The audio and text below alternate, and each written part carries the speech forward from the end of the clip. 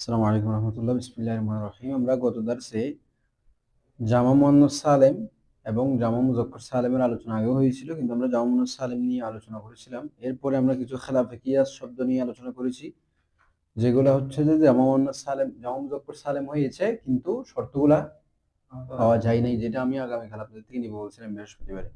যে আমরা যতটুকু নেশাবনা পড়ছি ততটুকু পর্যন্ত আপনারা দেখে আসবেন। আমরা জামা মুজাক্কার সালেমের জন্য কিছু শর্ত বলেছিলাম, যে আলম হলে কি কি শর্ত হবে, সিফাত হলে কি কি শর্ত হবে। ওই শর্তগুলা পাওয়া না গেলে কোনো শব্দকে জামা মুজাক্কার সালেম করা জামা হবে, কিন্তু জামা মুজাক্কার সালেম হবে না। জামা মুজাক্কার সালেম জামা মুকাসসার হবে আর কি, জামা মুকাসসার হবে, কিন্তু জামা মুজাক্কার সালেম হওয়ার জন্য যে শর্তগুলা বলেছিলাম সেই শর্তগুলো পাওয়া যেতে হবে। তো এরকম কিছু খেলাফে কিয়াস, মানে কায়দা পাওয়া যায়নি কিন্তু জামা মুজাক্কার সালেম হয়েছে, এগুলো খেলাফে কিয়াস না। কিয়াস মানে এখানে কায়দার বিপরীত হয়েছে। এরপরে অংশ যেটা আছে, कभी जमा के হুরুফ ওয়াহিদ के হুরুফ के, এখান থেকে না, कभी जमा के হুরুফ ওয়াহিদ के হুরুফ के গায়র হতে हैं। বলা হচ্ছে কখনো কখনো জামার হরফগুলা ওয়াহিদের হরফের কি হয়, গয়র হয়। গয়র মানে ভিন্ন, মুগায়ের ভিন্ন হয়, কি হয়, মানে জামার অক্ষরগুলা ওয়াহিদের অক্ষরের সাথে কি রাখে না। নরমালি ওয়াহিদ জামার সাথে একটা মিল থাকে, অন্তত ওয়াহিদে যা অক্ষর ছিল তা জামাতে পাওয়া যায়, যদিও মাঝখানে অন্য কিছু প্রবেশ করে। যেমন রজুলুন, রিজালুন, কলামুন, আকলামুন। তো কলামুনের মধ্যে কফ লাম মিম যেভাবে আছে, আকলামুনের মধ্যে কফ লাম মিম আছে না, আছে, কিন্তু শুরুতে একটা হামজা প্রবেশ করছে, এজন্য এটাকে আমরা জামা মুকাসসর বলবো। যে কিন্তু ওয়াহিদের অক্ষরগুলো পাওয়া যাচ্ছে কিনা এখানে, কিন্তু এমনও কিছু জামা আছে যেখানে ওয়াহিদের একটা অক্ষরও পাওয়া যায় না, তখন সেই জামাকে বলা হয় জামা মিন গায়রি লফজি ওয়াহিদিহি। জামা মিন গায়রি লফজি, মিন গায়রি লফজি ওয়াহিদিহি মানে লফজি ওয়াহিদিহি, তার ওয়াহিদের লফজের ভিন্ন থেকে। এ দেখেন, জামা জামা মানে জামা, মিন গায়রি ভিন্ন থেকে, গায়রটা ভিন্ন থেকে, লফজি ওয়াহিদিহি শেষ থেকে অনুবাদ করেন, ওয়াহিদিহি তার ওয়াহিদ, লফজ তার মানে তার ওয়াহিদের শব্দের, yani লফজের শব্দের ভিন্ন থেকে জামা, তার ওয়াহিদের শব্দের ভিন্ন থেকে জামা। জামা মিন গায়রি লফজি ওয়াহিদি মানে তার ওয়াহিদের শব্দের ভিন্ন থেকে কি, যেমন ইমরাতুন, এটা বহুবচন কি, নিসাউন। তাহলে ইমরাতুনি যে অক্ষরগুলো আছে, নিসাউন এগুলো আছে, তার মানে মিল নেই, মানে ওয়াহিদের অক্ষর যেগুলো জামার অক্ষর সেগুলা নয়। নরমালি কিন্তু ওয়াহিদের অক্ষর আর জামার অক্ষরের মধ্যে মিল থাকে, কিন্তু এখানে নাই। তো এটাকে আমরা বলবো জামা মিন গায়রি লফজি। এবার বলছে জু, জু মানে মালিক, ওয়ালা, জু মানে কি, মালিক বা ওয়ালা। তো জুয়ের বহুবচন হচ্ছে কি, উলু। জুয়ের বহুবচন কি, উলু।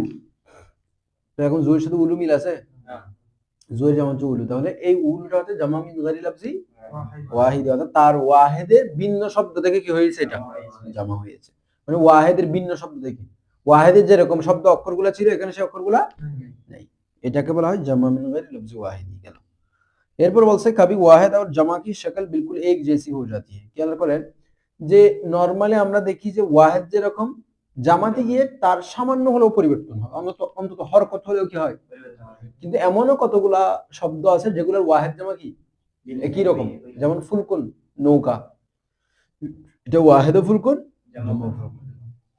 এখন কোন জায়গায় যদি আমি ফুলকুন শব্দটা দেখি, এটা ওয়াহিদ নাকি জামা, কেমনি বিবেচনা করবো, বিবেচনা করতে হবে না। তো বিবেচনা করার জন্য আমরা এতেবার করব কি, যে এই যে ফুলকুন শব্দটা আছে, এই ওজনে অন্য শব্দ আবার ওয়াহিদ হয়, যেমন কুফলুন, যেমন কি কুফলুন, এটা ওয়াহিদ, কুফলুনটা কি ওয়াহিদ, এটা যেমন আকফাল। আবার উসদুন, আসাদুনের বহুবচন কি, তাহলে দেখেন এই ফুলকুনের একই ওজন, ফুলকুন ইয়ানি ফাউলুন, একই ওজনে একটা শব্দ ওয়াহিদও আসছে, আবার আরেক জায়গায় দেখতেছি একটা শব্দ, যেমন আসাদুনে যেমন উজদুন, তাহলে ফুলকুনের ওজনে আসছে। আবার কুফলুন, এটা ওয়াহিদ, তাহলে ফুলকুনের ওজনে মানে ফুলকুন ইয়ানি ফাউলুন, এই ওজনে দেখা যাচ্ছে ওয়াহিদও আসছে, কিন্তু ফুলকুন শব্দের মধ্যে ওয়াহিদ জামা দুটো কি হয়ে গেছে, সেম হয়ে গেছে। এখন কোন জায়গায় যদি ফুলকুন দিয়ে জামা বিবেচনা হয়, তখন আমরা বলবো এটা বারবাজনে উজদুন। বারবাজনে কি উজদুন, কেন বলবো, কারণ উজদুনটা কার জামা, আসাদুনের জামা। উজদুনটা কার জামা, আসাদুনের জামা। তো আমি যদি বলি যে এটা উজদুনের উপর আসছে, ফুলকুনটা কার উপরে, তখন আমরা বুঝে নিব যে এখানে ফুলকুন দিয়ে উদ্দেশ্য কি, জামা, ওয়াহিদ নয়, কারণ আমি এটা কার ওজনে বলতেছি, উজদুনের ওজনে, আর উজদুন তো জামা।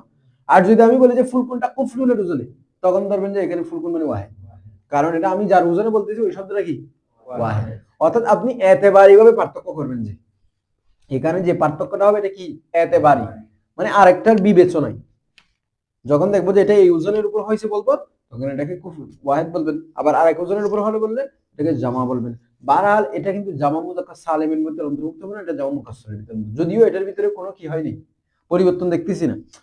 আমরা জামা মুকাসসারের মধ্যে তো পরিবর্তন দেখি, কি হয় পরিবর্তন হয়, ওয়াহিদের ভিত্তি কি থাকে না, ঠিক থাকে না। আর জামাই সালেমের মধ্যে ভিত্তি ঠিক থাকে, কিন্তু লাস্টে ওয়াও নুন অথবা ইয়া নুন বা আলিফ তা হয় এরকম। কিন্তু জামা মুকাসসারের মধ্যে পরিবর্তন হয়, এই পরিবর্তনটা তো আমরা দেখতেছি না। ওয়াহেদ যেরকম সেরকমই আছে, মানে অতিরিক্ত কোনো কিছু প্রবেশ করা নাই, কোনো চেঞ্জ হয় নাই, তো ভিত্তি বাংলা কিভাবে আমরা বলবো এটা তাকদীরি ভাবে ভাঙছে কি হবে, যেহেতু জামা হয়, জামা সালেম হয় নাই, জামা সালেম হয় নাই, এজন্য আমরা এটাকে কি মেনে নিব, জামা মুকাসসার মেনে নিব। কি মেনে নিব, জামা মুকাসসার মেনে নিব। এরপরে ফায়দা, ফায়দা দিয়ে বলতেছে, তো এটাই বলতেছি আমরা যে কবি ওয়াহিদ और जमा की शक्ल बिल्कुल एक जैसी होती है, फर्क सिर्फ एतबारी होता है, फर्क सिर्फ শুধু পার্থক্যটা শুধুমাত্র বিবেচনার ক্ষেত্রে হয়। মানে আমি এটাকে কোন সময়ে কি বিবেচনা করতেছি, আমি এটাকে যখন এটাকে জামা বিবেচনা করব তখন এটা জামা হবে, আমি যখন ওয়াহিদ বিবেচনা করব তখন এটা ওয়াহিদ হবে। তার মানে এটাকে বলে এতেবারি। ফুলকুন কিস্তিয়া, নৌকা সমূহ, उसका वाहिद भी फुलकुन, उसका वाहिद भी কি কিস্তি, একটি নৌকা। इनमें फर्क सिर्फ इस तरह करते हैं, এগুলোর মধ্যে পার্থক্য শুধু এভাবে করে যে जब ये वाहिद हो तो बरवजन कुफलुन, যখন এটা ওয়াহিদ হয় তখন কিসের পরে কিছু না কুফলুনের ওজনে, বার বার মানে কি উপর, এখানে ফারসি শব্দটা কিন্তু উর্দুতে ব্যবহার হচ্ছে। और जमा हो तो बरवजन उजदुन होगा, যখন জামা হবে তখন কিসের ওজন হবে, ফায়দা। এখান থেকে নতুন একটা কথা, কি কথা, যে আমরা জানি জামা এটার একটা কি থাকে, ওয়াহেদ থাকে, একটা ওয়াহেদ থাকে, তারপর ওটা কি হয়, জামা হয়। এবং জামা হলে সেখানে দুই এর অধিক অর্থ দেয়, ঠিক কিনা, দুই এর অধিক অর্থ দিলে আমরা সেটাকে কি বলি, জামা বলি। এটা তো বলি আমরা দুই এর অধিক অর্থ দিলে সেটাকে কি বলি, জামা বলি। তবে এখানে আরেকটা বিষয় দেখা যায় যে জামা এটা আবার একটা কি থাকে, ওয়াহেদ থাকে, ওয়াহেদ থেকে পরিবর্তন হয়ে জামাটা হয়। অর্ধের দিক দিয়ে এটা দুই এর অধিক দেয়, সেটা কথা ঠিক, সাথে সাথে আবার শব্দটা ওয়াহেদ থেকে কি হয়ে আসে, পরিবর্তন হয়ে, মানে ওয়াহেদ থেকে আসে এটা।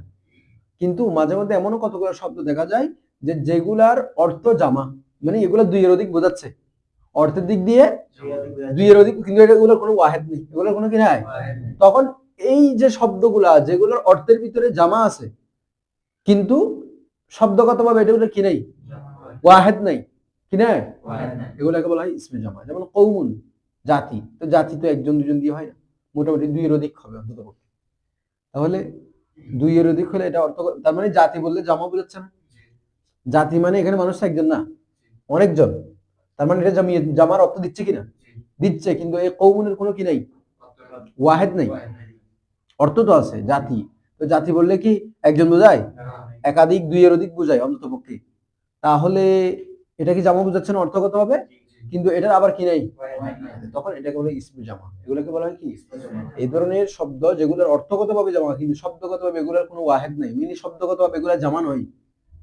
শব্দগতভাবে জামা কখন বলবো, যখন এটা ওয়াহেদ থেকে আসবে, যেহেতু শব্দগতভাবে জামা নাই, এগুলোকে বলবো ইসমে জামা, এগুলোকে বলবো কি ইসমে জামা।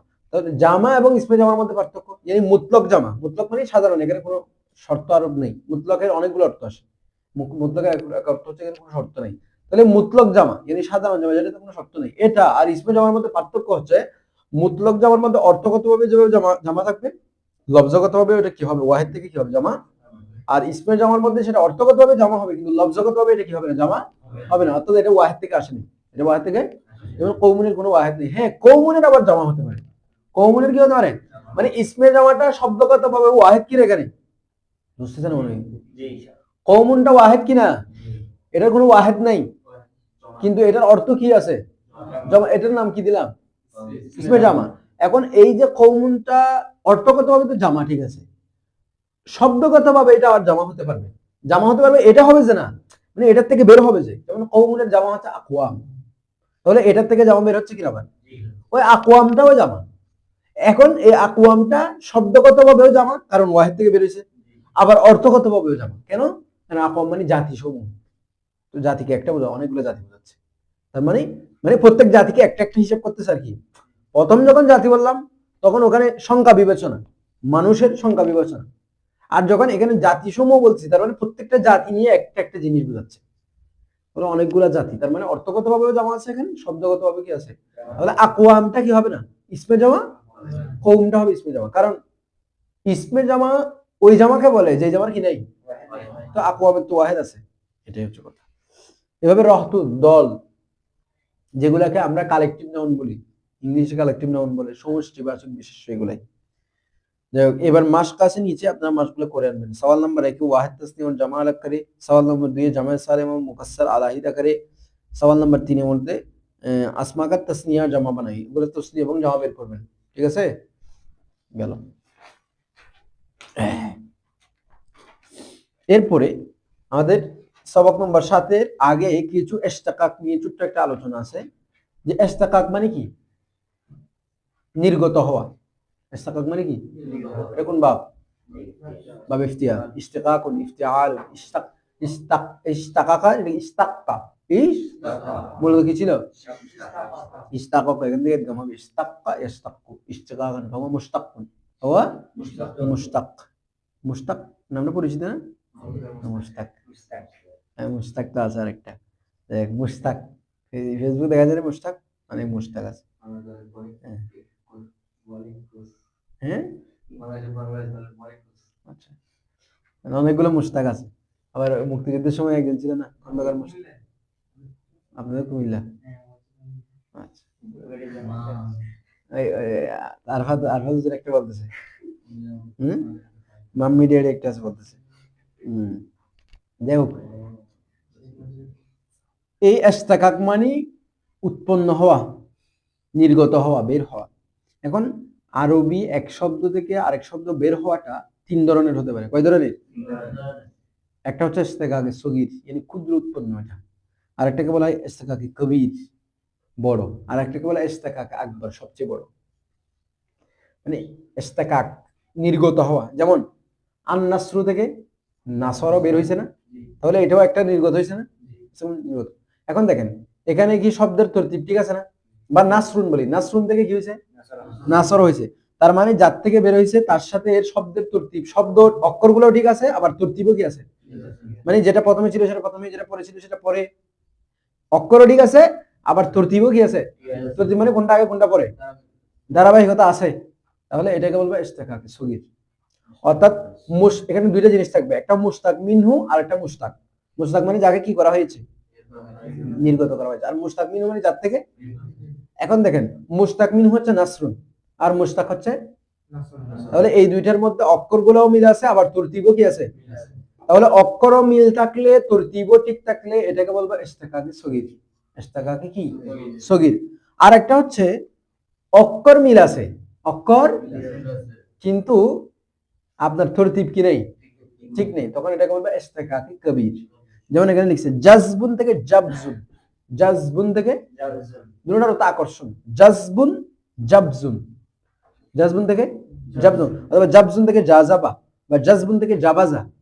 এভাবে যখন ইশতিকাক হবে, এভাবে যখন ইশতিকাক হলে এটাকে বলবো ইশতিকাক আকবর। কারণ কি এখানে তরতিব, অক্ষর ঠিক আছে, অক্ষর কিন্তু তরতিব কি নাই, এটাকে বলবো ইশতিকাকে কবির।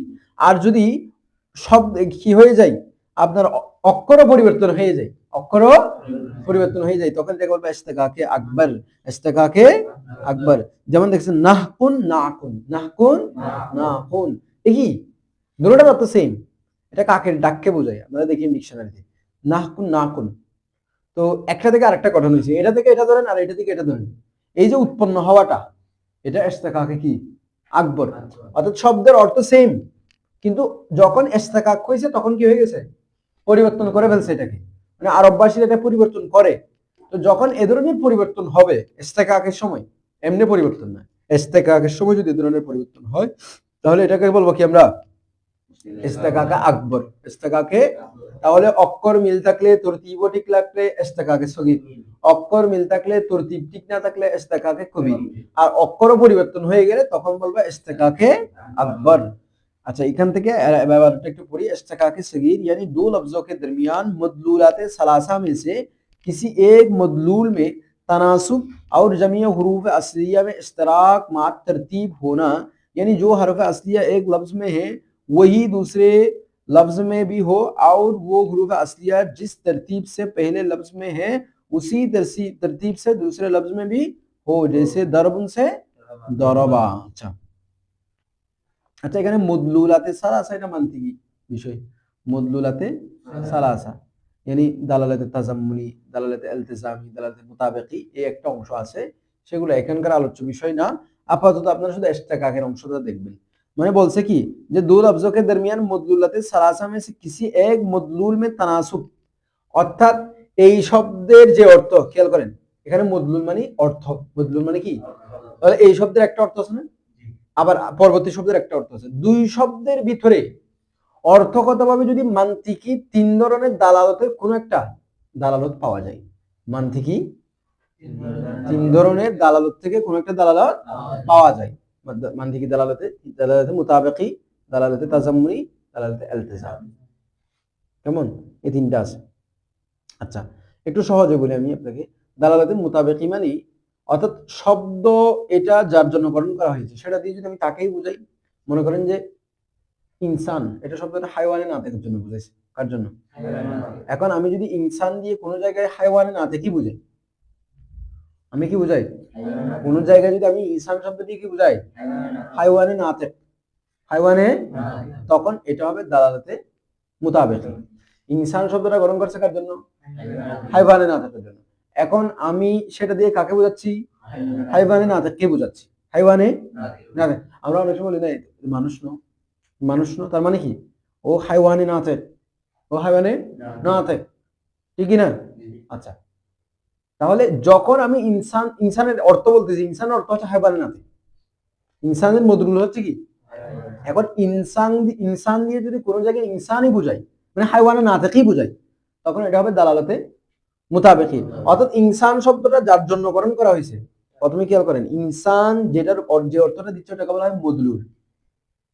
ইনসান যে অর্থটা দিচ্ছে, শব্দ যে অর্থটা দেয় সেই অর্থকে বলা হয় কি, মদলুল।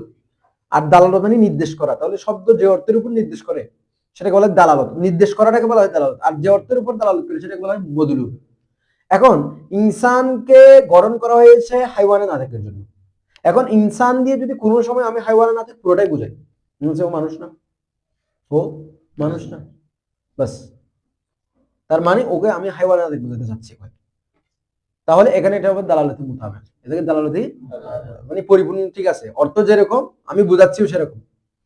আর যদি আমি ইনসান দিয়ে শুধুমাত্র বলি যে সে না থাকবে, যেমন আমি বলছি কেউ একজন চুপ করে বসে আছে, হাঁটাচলা করতেছে কিন্তু চুপ করে বসে আছে, আমি ওকে ডাকতেছি, আমি বলছি তুমি মানুষ না, তুমি মানুষ না মানে কি, না থাক মানে কি, যে কথা বলতে পারে, তার থেকে মানে কথা বলার শক্তি আছে না থাক, তো এখন বলছি তো যখন কথা বলতেছে না, আমি বলছি তুমি মানুষ না, কারণ এখানে মানুষ যাওয়ার উদ্দেশ্য সে জীবিত না সেটা বুঝাচ্ছি আমি, হাইওয়ান মানে জীবিত বা প্রাণ আছে এরকম, জিসমে না, আমি এগুলো তো বুঝাচ্ছি না, ওইদিকে যাচ্ছি না, হাইওয়ান তো বুঝাচ্ছি না, আমি ওকে বুঝাতে চাচ্ছি মানে তার সে কথা বলতেছে না কেন, মানুষ তো কথা বলে, তার মানে ওখানে ইনসান দিয়ে আমি উদ্দেশ্য কি নিছি, নাতে খাওয়াটা, কথা বলা ইয়ানি নাতে খাওয়ার উদ্দেশ্য নিছি, তার মানে ইনসানের অর্থ ছিল হাইওয়ানি নাতে দুটোটা, কিন্তু আমি কোনো উদ্দেশ্য নিয়েছি কি, তার মানে এটাকে বলা হয় দালালাতে তাসাম্মুনি। যখন যখন শব্দকে যার জন্য গঠন করা হয়েছে সেটার জুজের উপর দালালত করে, কিসের উপরে, তার যদি জুজ থাকে, অনেক সময় শব্দের অর্থের মধ্যে জুজ নাও থাকতে পারে, এরকম হয়, তাহলে কোন শব্দের জুজ আছে, ধরলাম যে আপাতত আপনি শব্দের জুজ, জুজ নাও থাকতে পারে, সমস্যা নেই, আপাতত জুজ আছে যেগুলো কথা বলতেছি, যে কোন একটা শব্দের অর্থের মধ্যে দুইটা জুজ আছে, দুইটা অংশ আছে, জুজ মানে বুঝেন তো অংশ, তাহলে ইনসানটাকে হাইওয়ানা থেকে জন্য গঠন করা হয়েছে, যদি ইনসান দিয়ে আমি হাইওয়ানা পুরোটাকে বুঝাই তাহলে এটা দালালাতে মুতাবিক, মানে পরিপূর্ণ দালালত হয়েছে, নির্দেশ। আর যদি এটা দুইটা জুজের যে কোনো একটা জুজকে বুঝাই তাহলে এটা হবে দালালাতে তাজাম্মুনি, দালালাতে কি তাজাম্মুনি। এখন আমি ইনসান দিয়ে কি বুঝাচ্ছি, নাতেক, তখন এটা দালালাতে তাজাম্মুনি হবে। আবার আমি যদি যে ইনসান দিয়ে হাইওয়ানা নাতেক বোঝানোর জন্য গঠন করছেন, এই দুটোটার কোনোটাই বোঝাচ্ছি না, এই দুটোটার কোনোটাই বোঝাচ্ছি না, বরং অন্য কোনো কিছু বোঝাচ্ছি যেটা তার জন্য আবশ্যক, যেটা তার জন্য আবশ্যক। আচ্ছা মনে করেন যে কেউ একজন হাসতেছে না, ধরলাম কেউ একজন হাসতেছে না, কেউ একদিন কি, অথবা তাকে অনেক মারতেছেন কিন্তু কান্না করতেছেন, কি করতেছে না। এখন দেখেন ইনসান শব্দটা কি গঠন করছে, হাইওয়ানা নাতিকের জন্য, এখন তাকে মারতেছেন অনেক কিন্তু কি করতেছে না, আপনি বলছেন এই তো মনে মনে মানুষ না হবে, এটা মনে কি না, এই মনে মানুষ না, মানে আপনি বুঝাতে চাচ্ছেন মানুষ হলে তো কান্না করবে, মানুষেরা তো কান্না করবে। আচ্ছা কান্না করা, আচ্ছা ওটা বাদ দিলাম, হাসা, হাসা ধরলাম, কাউকে অনেকক্ষণ যোগ শোনালেন, যোগ করলে মানে হাসতেছে না, মানে মানুষের মধ্যে তো একটা স্বাদ বিষাদ থাকে, কিন্তু হাসতেছে না। আচ্ছা দেখেন তো, হাসা জিনিসটা কি মানুষের সাথে লাজেন না? অন্য কারো কাছে কি হাসাটা পাওয়া যায়? হাসা, কান্নাটা আমি বলতেছি না কেন, কারণ আবার আপনার গরু ছাগল অনেক সময় কান্না করে, এই জন্য ওইদিকে যাচ্ছি না। তাহলে দেখেন, যদি শব্দ দিয়ে শব্দকে যার জন্য গঠন করা হয়েছে তাকে না বুঝাইয়ে এমন একটা জিনিসকে বোঝায় যেটা তার জন্য লাজেম, তার জন্য আবশ্যক, তখন এটাকে বলা হয় দালালাতে ইলতিজাম। তার জন্য কি বলে, হাসাটা মানে হাসা বলতে বিলফেল হাসা না, মানে হাসার শক্তি থাকাটা মানুষের জন্য আবশ্যক। কুওয়াত মানে এই দেহাক বিল কুওয়া, কুওয়া হাসার যে শক্তি ওটা মানুষের জন্য তো আবশ্যক, মানুষের সাথেই থাকে, মানুষের সাথে খাস, আর কারোর সাথে থাকে না। আপনি কি কখনো গরুকে হাসতে দেখছেন? গরু হাসে না, ডাক দেয়, ওটাকে আপনি হাসি বললে ওটা আরেক কথা, ডাক টাক দেয়, কিন্তু কিন্তু চোখের পানি পড়ে যেটা সরাসরি দেখা যায়, এই জন্য আমি ওটা বলতেছি না। তাহলে শব্দকে যার জন্য গঠন করা হয়েছে যদি তার পুরোটাই বোঝায়, তাহলে এটা দালালতে মুতাবেকি। আর যদি শব্দ যার জন্য গঠন করেছে তার কোনো একটা অংশকে বোঝায়, দালালতে তাজাম্মুনি। আর যদি শব্দ যার জন্য গঠন করেছে তার কোনোটা না বুঝিয়ে অন্য একটা জিনিস বোঝায় যেটা তার জন্য আবশ্যক, তখন এটা কি দালালতে ইলতিজাম। তাহলে দুইটা শব্দের মধ্যে এই তিন ধরনের সম্পর্ক থেকে যে কোনো একটা সম্পর্ক থাকতে হবে, অর্থাৎ এই শব্দের অর্থ একটা, এই শব্দের একটা অর্থ আর অর্থ আরেকটা। এখন দুই শব্দের ভিতরে এই অর্থগুলোর ভিতরে কোনো একটা সম্পর্ক, এমন একটা সম্পর্ক থাকতে হবে যেটা এই তিন দালালতের কোনো একটা দালালত হতে হবে। অর্থাৎ মনে করেন যে এই শব্দের অর্থ আছে দুইটা, মানে দুইটা অর্থের দুইটা অংশ আছে, আর এই শব্দের অর্থের একটা অংশ আছে। আমি বিল ফরজ ধরে নিলাম যে মনে করেন যে এই ইনসানের দুইটা অর্থ, হাইওয়ানে না, ঠিক আছে, হাইওয়ানে না। আবার নাতেক শব্দের অর্থ তো নাতেক হবে না, নাতেক শব্দের অর্থ কি হবে? নাতেকই হবে, না নুতুক থাকা নাতেক। এখন দেখেন এটার যে অর্থটা আছে এটার সাথে ওটার সম্পর্ক কি হবে দেখেন, মানে এটার যে অর্থটা আছে এটা ওটার জুজের মধ্যে পাওয়া যাচ্ছে না, এটার যে অর্থটা আছে সেটা তার ওইটার জুজের মধ্যে পাওয়া যাচ্ছে না, ওটা তো দুইটা অংশ। তার মানে এটার সাথে যে সম্পর্কটা এটা হচ্ছে দালালাতে তাজাম্মুনি সম্পর্ক, অর্থাৎ এটার যে অর্থটা সেটা ওর ভিতরে তাজাম্মুনান কি পাওয়া যাচ্ছে। এক শব্দের যে অর্থ সেটা আরেক শব্দের মধ্যে জুজে, আরেক শব্দের অর্থের জুজের মধ্যে কি পাওয়া যাচ্ছে, তার মানে দুটোর ভিতরে একটা সম্পর্ক আছে।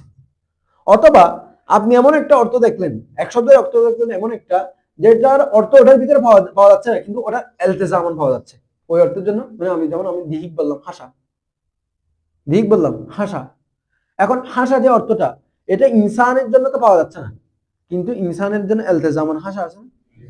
ইনসানের একটা ইলতিজামি অর্থ কি হাসা, ইনসানের একটা ইলতিজামি অর্থ বললাম না, দালালাতের অর্থ আর কি নির্দেশ করা, অর্থ নির্দেশ করা। তাহলে ইনসানের একটা ইলতিজামি অর্থ কি হাসা, আবার দিহিক অর্থ হাসা। তাহলে এই যে হাসা যে অর্থটা এটা ইনসানের ভিতরে ইলতিজামান পাওয়া যাচ্ছে কিনা, তার মানে দুটোর ভিতরে সম্পর্ক আছে কিনা, আছে।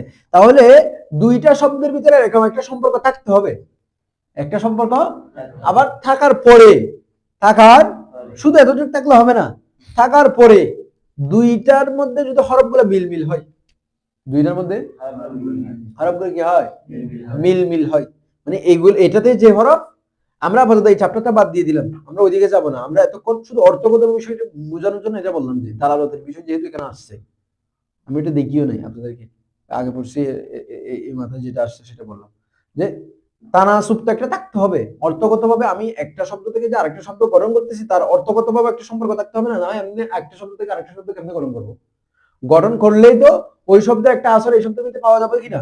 তাহলে এখানে পাওয়া যাওয়াটা তিনভাবে হতে পারে, যে দালালতে মোতাবেক কিভাবে, যে যেটা থেকে যেমন নাসরুন থেকে নাসরা গঠন করা মানে কি এই কি অর্থ না, নাসরুন থেকে নাসরা গঠন করা এই কি অর্থ, সেম অর্থ। তাহলে দুই শব্দের ভিতরে সেম অর্থ থাকলে হবে, সেম অর্থ থাকতে হবে, অথবা জুজের অংশ থাকতে হবে, অথবা ইলতিজাম মানে এমন একটা অর্থ পাওয়া যেতে হবে যেটা দুটোর ভিতরে আছে, দুটোর ভিতরে কোনো রকম পাওয়া গেলে হইছে।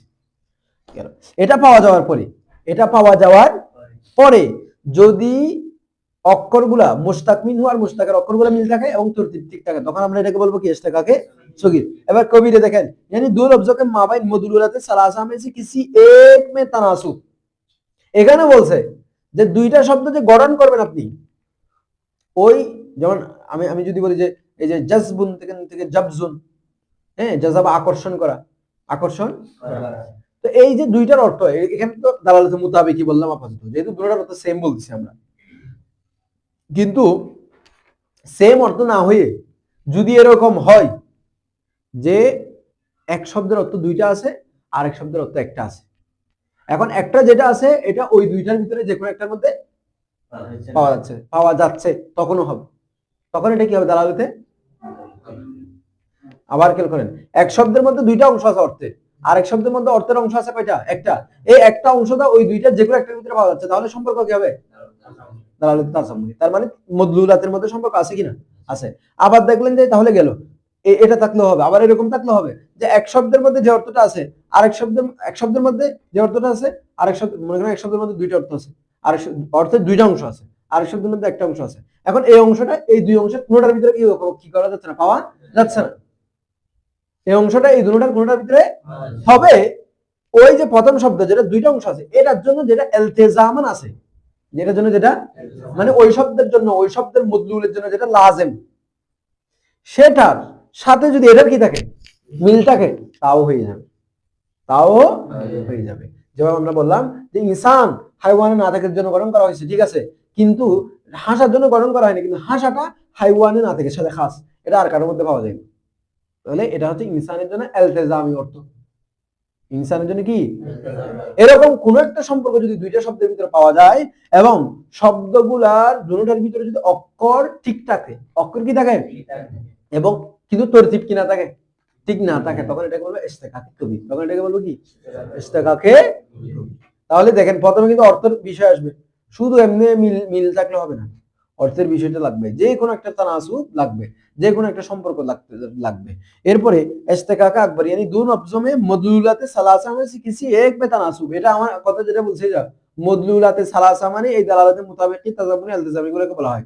এই মদলুলাতে সালাসা में किसी एक में तनासुब यानी এই তিন প্রকারের দালালত থেকে কোনো একটার সাথে কি থাকতে হবে, দুই শব্দের মধ্যে সম্পর্ক থাকতে হবে। আর আকসার হুরুফে আসলিয়া में ইশতিরাক, এবং অধিকাংশ আসল হরফ যেগুলো আছে, অতিরিক্ত না, আসল হরফ যেগুলো আছে এগুলোর ভিতরে কি থাকবে, মিল।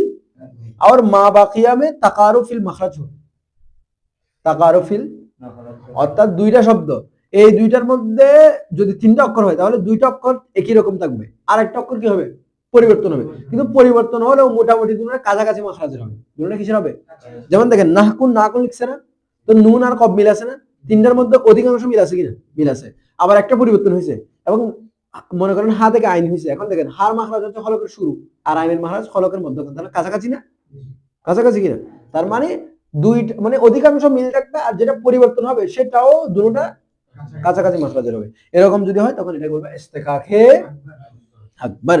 इस वजह से हसर ये है कि दो लफ्ज मदलूलाते सलासा में तनासुब होने के बाद, তার মানে এই তিনটার ভিতরে মদলুলাতে সালাসার মধ্যে কোন একটা পাওয়া যাইতে হবে।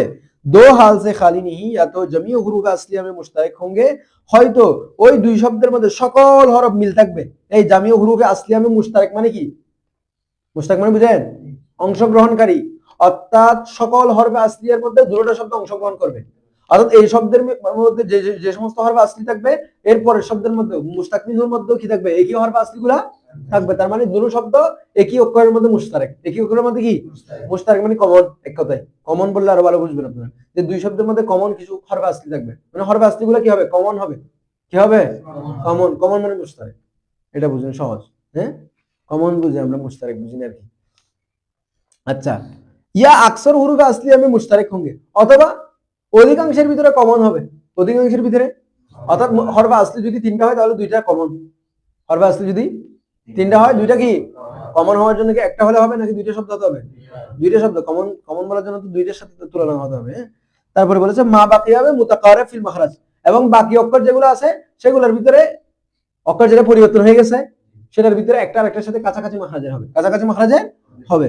তো বসুরতে সানি ইস্তেকাকা আকবর বলা হচ্ছে দ্বিতীয় ক্ষেত্রে কি হবে, ইস্তেকাকা আকবর হবে। বসুরতে সানি মানে দ্বিতীয় ক্ষেত্র, দ্বিতীয় ক্ষেত্র কোনটা, দ্বিতীয় সূরত কোনটা, ওই যে যেখানে অধিকাংশ হরফে আসলি কি থাকবে, মিল থাকবে। এই বসুরতে সানি বলছে আকসার হুরুফ আসলিয়া में मुश्तरक हो, আকসার হুরুফ আসলিয়া में मुश्तरक हो, दो हाल से खाली, अच्छा सॉरी বসুরতে সানি यानी অধিকাংশ হরফে আসলিয়া কি হবে, কমন হবে, আবার বাকি যেগুলো আছে সেগুলো কি হবে, মিল মিল থাকবে, তখন এটাকে আমরা বলবো কি ইস্তেকাকে আকবর।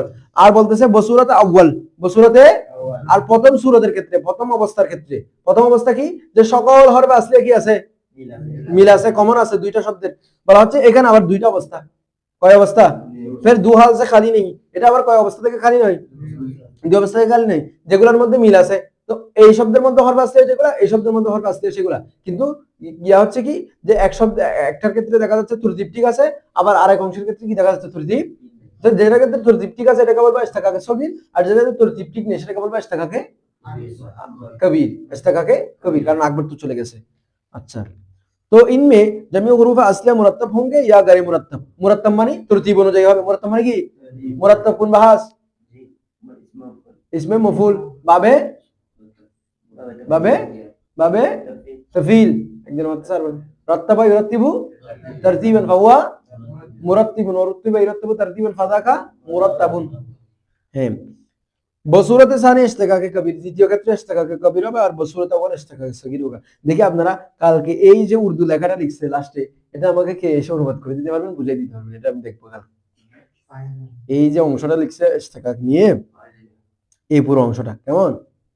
अच्छा, इस्तेकाके सगीर को सगीर इसलिए कहते हैं ये अकरब इलल फहम होता है, और इस्तेकाका अकबर को अकबर इसलिए कहते हैं कि ये अबाद मिनल फाहम होता है, कि बदाहतन मालूम नहीं होता, और इस्तेकाके कबीर को कबीर इसलिए कहते हैं ये मुतवस्सित होता है। बोलतेছে যে ইস্তেকাকে সগীর কেন বলে, বলা হচ্ছে এখানে চিন্তা কম করতে হয়, চিন্তা কি করতে হয়, মানে এটা থেকে এটা গরম করছে, এটা চিন্তা করতে হয় বেশি, চিন্তা কম করতে হয়, কিন্তু কম কম মানে সগীর ছোট, মানে আপনি দেখলেই বুঝবেন যে এটা থেকে এটা গ্রহণ করছে, যেমন নাসরুন নাসরা, আপনি বুঝবেন যে নাসরাটা কোথা থেকে গ্রহণ করছে, তার মানে এটা সহজে বুঝতে পারতেছে। আর ইস্তেকাক আকবরকে সবচেয়ে বড় কেন বলছে, বলছে এটা বুঝতে সময় লাগতেছে অনেক বড়, মানে ফেহেম করতে অনেক সময় বড়, মানে এখানে সময় বেশি লাগতেছে, বোঝার ক্ষেত্রে সময় বেশি লাগতেছে, এই জন্য এটাকে আকবর বলতেছে। কারণ আপনি যখন নাহকুন এবং নাহকুন দেখবেন, প্রথমে বুঝবেন যে না এটা থেকে এটা কেমনে গঠন হবে, এটা তো মিললে অক্ষর, কিন্তু অনেক গবেষণা টবেষণা করার পরে প্রথমে আপনি দালালত গুলা মিলাবেন, তারপরে তারপরে কি বলবেন যে ও আচ্ছা আচ্ছা ঠিক আছে, এখানে দালালত যেহেতু মিল আছে, এটা থেকে গঠন হয়েছে। প্রথমে দালালত মিলাইতে হবে না আপনাকে, মান্তিকের পরিভাষায় যে দালালত তিনটা আছে, ওই দালালতের যে কোনো একটা দালালত মিলাইতে হবে দুটোটার অর্থের ভিতরে, এরপরে তাও আবার ডিকশনারি দেখতে হবে আপনাকে, দুটোটার অর্থ কি কি লিখছে, অর্থগুলোর ভিতরে আবার সম্পর্ক দেখতে হবে, যে মুতাবিকি না তাজাম্মুই না ইলতিজামি, এরপরে এসে আপনি বলতে পারবেন যে এখানে কি হয়েছে না হয়েছে সেগুলা। এজন্য এটাকে আকবর বলা হচ্ছে, যে সময় বেশি লাগে ফেহেম করতে। আর কবিরকে কবির বলছে, এটা বড় কেন বলছে, এটা দুটোটার মাঝখানে, মানে বেশি ছোটও নেই অধিক বড়ও নেই, তার মানে এটা বড়, শুধু বড়। আকবর তো সুপারলেটিভ, আর কবিরটা হচ্ছে এমনি পজিটিভ ডিগ্রি, এটা গেল। তাহলে এই অংশটা যেহেতু এটা ফায়দা হিসেবে দিয়েছে, আমরা এটা নিয়ে আলোচনা করছি, যদি আমি এটা আলোচনা করবো হিসেবে আসিনি, তো এটা আলোচনা লম্বা হয়ে গেছে।